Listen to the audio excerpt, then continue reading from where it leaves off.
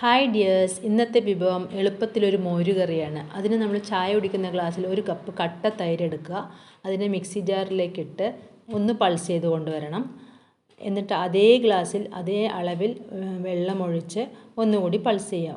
ഒരു കടായിൽ 1 table spoon വെളിച്ചെണ്ണ, കുറച്ച് കടുക്, ഒരു 6-7 മണി ഉലുവ, 2 വറ്റൽമുളക്, കുറച്ച് കറിവേപ്പില, 1 ഇഞ്ച് നീളത്തിലുള്ള ഇഞ്ചി നീളത്തിലരിഞ്ഞത്, ഒരു 3 വെളുത്തുള്ളി നീളത്തിലരിഞ്ഞത്, ഒരു പച്ചമുളക് വട്ടത്തിൽ അരിഞ്ഞത് ഇട്ട് ഒന്ന് ഇളക്കി കൊടുക്കുക. നല്ലപോലെ റോസ്റ്റ് ആവണം. മുരിഞ്ഞ് വരുമ്പോൾ നല്ല മണം വരും. അപ്പോൾ നമുക്കതിലേക്ക് ഒരു 1/4 ടീസ്പൂൺ മഞ്ഞൾപ്പൊടി, 1/4 ടീസ്പൂൺ മുളക് പൊടി ഇട്ട് പച്ചമണം മാറുന്നത് വരെ ഒന്ന് ഇളക്കുക. മോരുകറിക്ക് കളർ കിട്ടാനാണ് നമ്മൾ അങ്ങനെ ചെയ്യുന്നത്. ഇതിലേക്ക് ഉടച്ച് വെച്ച മോരൊഴിച്ച് തുടരെ ഇളക്കണം, അല്ലെങ്കിൽ അത് പിരിഞ്ഞു പോകാൻ സാധ്യതയുണ്ട്. മോരൊന്ന് ചൂടാവുമ്പോൾ നമുക്ക് തീ ഓഫ് ചെയ്ത ശേഷം അതിലേക്ക് ആവശ്യമായ ഉപ്പിട്ട് ഒന്നുകൂടി ഇളക്കാം. നമ്മുടെ മോരുകറി റെഡി ആയിട്ടുണ്ട്. നമുക്കിനി ചോറിലേക്ക് ഒഴിച്ച് ഒരു പപ്പടവും കൂട്ടി ഒന്ന് കഴിച്ചു തുടങ്ങാം. അടിപൊളി ടേസ്റ്റാണ്. നിങ്ങളെല്ലാവരും ഒന്ന് ഉണ്ടാക്കി നോക്കണം. Thank you dears.